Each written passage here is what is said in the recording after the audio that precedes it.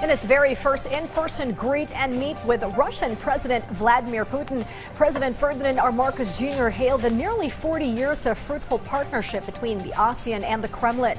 A distinct tie-up, the president said, which needs even more cultivation and increased cooperation of an array of endeavors rooted in mutual interest and shared values. Our Kenneth Paciente dwells more on this historic engagement in this report.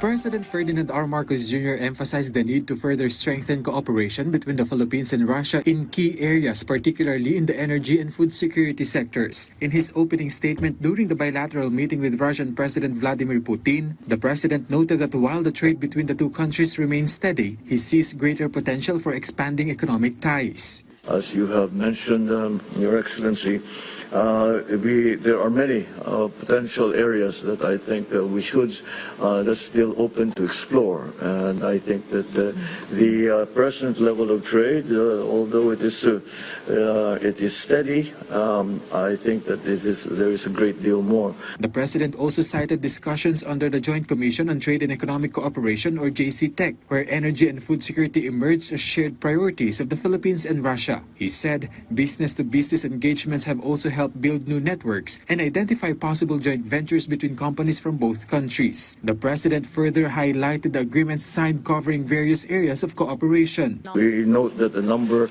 of memoranda of understanding that were signed during this activity covered cooperation in innovation, retail products, cosmetics, food processing, and industrial collaboration. Meanwhile, the president reiterated the importance of continued political dialogue between the Philippines and Russia, which he said serves as a key platform for further expanding bilateral cooperation. We hope to continue our regular conduct of political consultations between our foreign ministries.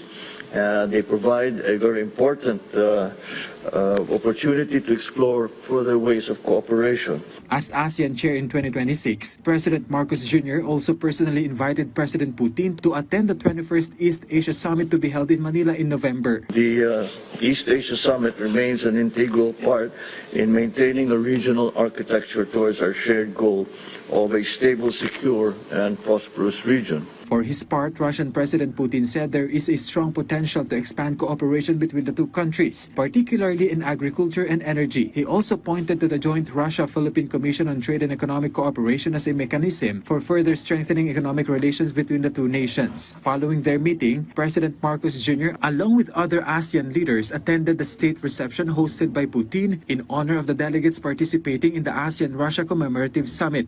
Kenneth Paciente for the Nation.